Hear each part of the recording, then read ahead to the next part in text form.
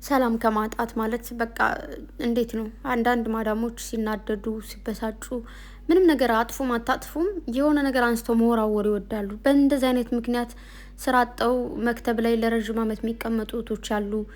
በቃ ምን ልበላችሁ ስራ እየሰሩ ገንዘባቸው የሚበሉ አሉ።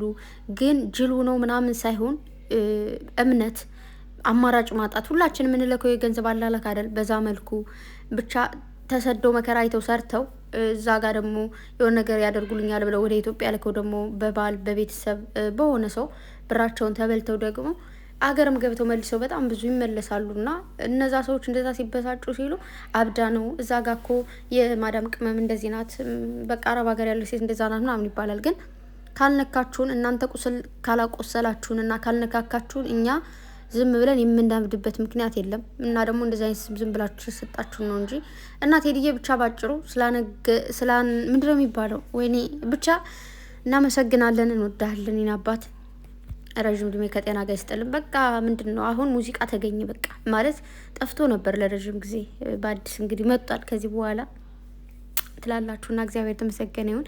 ሲቀጥል ደግሞ ዛሬ እንዴት ነው መሰላችሁ ቅምጥሌና ብሩኬ ያው ሁላችንም እንደምናውቀው ቅምጥሌ 300 ኬ ገብታለች፣ ብሩኬ ደግሞ 350 ኬ ገብቷል።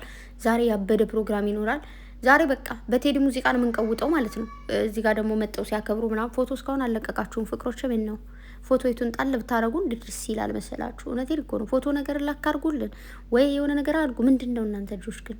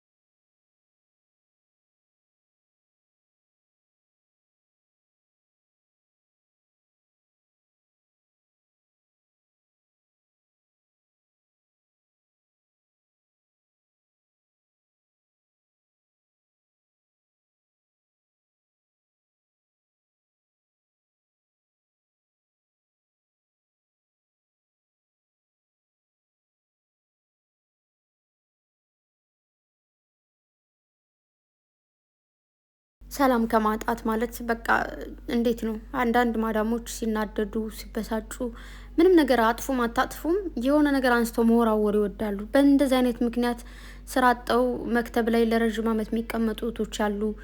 በቃ ምን ልበላችሁ፣ ስራ እየሰሩ ገንዘባቸው የሚበሉ አሉ። ግን ጅሉ ነው ምናምን ሳይሆን እምነት አማራጭ ማጣት። ሁላችን የምንለከው የገንዘብ አላላክ አይደል? በዛ መልኩ ብቻ ተሰደው መከራ አይተው ሰርተው እዛ ጋር ደግሞ የሆነ ነገር ያደርጉልኛል ብለው ወደ ኢትዮጵያ ልከው ደግሞ በባል በቤተሰብ በሆነ ሰው ብራቸውን ተበልተው ደግሞ አገርም ገብተው መልሰው በጣም ብዙ ይመለሳሉ። እና እነዛ ሰዎች እንደዛ ሲበሳጩ ሲሉ አብዳ ነው እዛ ጋ እኮ የማዳም ቅመም እንደዚህ ናት፣ በቃ አረብ ሀገር ያለ ሴት እንደዛ ናት ምናምን ይባላል። ግን ካልነካችሁን እናንተ ቁስል ካላቆሰላችሁን እና ካልነካካችሁን እኛ ዝም ብለን የምናብድበት ምክንያት የለም። እና ደግሞ እንደዚህ አይነት ዝም ብላችሁ ሰጣችሁ ነው እንጂ እና ቴዲዬ ብቻ ባጭሩ ምንድነው የሚባለው? ወይኔ ብቻ እናመሰግናለን፣ እንወዳለን። ይህን አባት ረዥም እድሜ ከጤና ጋር ይስጥልን። በቃ ምንድን ነው አሁን ሙዚቃ ተገኘ በቃ ማለት ጠፍቶ ነበር ለረዥም ጊዜ፣ በአዲስ እንግዲህ መጥቷል ከዚህ በኋላ ትላላችሁና እግዚአብሔር ተመሰገነ ይሁን። ሲቀጥል ደግሞ ዛሬ እንዴት ነው መሰላችሁ? ቅምጥሌና ብሩኬ ያው ሁላችንም እንደምናውቀው ቅምጥሌ 300 ኬ ገብታለች፣ ብሩኬ ደግሞ 350 ኬ ገብቷል። ዛሬ ያበደ ፕሮግራም ይኖራል። ዛሬ በቃ በቴዲ ሙዚቃ ነው የምንቀውጠው ማለት ነው። እዚህ ጋር ደግሞ መጠው ሲያከብሩ ምናምን ፎቶ እስካሁን አለቀቃችሁም ፍቅሮች። ምን ነው ፎቶ የቱን ጣል ብታረጉን ድርስ ይላል መሰላችሁ? እውነቴን እኮ ነው። ፎቶ ነገር ላካርጉልን ወይ የሆነ ነገር አድርጉ። ምንድን ነው እናንተ ልጆች ግን አይ ቲንክ ሰርፕራይዝ ሊያደርጉን ስለፈለጉ ነው። ቅምጥሌም እስካሁን ስቶሪ ያላደረገችም ብሩኬ ወይ ተኝታለች ወይ ደግሞ እንትን ነው በኋላ ዝም ብለው እንደዚሁ ሰርፕራይዝ ሊያደርጉን ፈልገው ነው ብዬ አስባለሁ። እና እንግዲህ ሰርፕራይዝ ለመሆን በደንብ ተዘጋጅታችሁ ጠብቁ። ብሩክ ሁላችሁንም አመሰግናለሁ ብሏል። እንግዲህ አመሰግናለሁ ሁላችሁንም ብሎ ስቶሪ አድርጓል።